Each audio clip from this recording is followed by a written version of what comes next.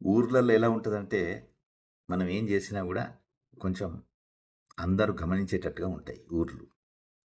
ముఖ్యంగా మనం ఏదైనా కిరాణా దుకాణంలోకి వెళ్తుంటే, సామాన్లన్నీ తెచ్చుకుంటే ప్రతి వాళ్ళు గూడా కొంచెం ఆలోచించే తీసుకుంటుంటారు సామాన్లు. అవునా కాదా?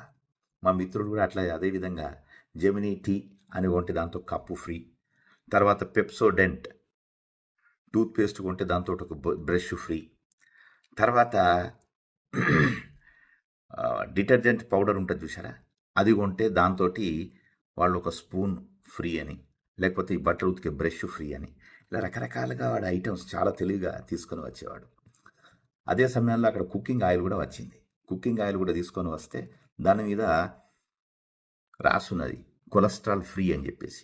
వాడు మొత్తం బిల్లు పే చేసిన తర్వాత ఆ సేటు వైపు చూస్తుంటాడు అన్నట్టు ఇలా ఇలా చూస్తుంటే, ఏంది అయ్యగారు ఏం కావాలి అంటే, కొలెస్ట్రాల్ ఇయ్యలేదు అని అన్నాడు.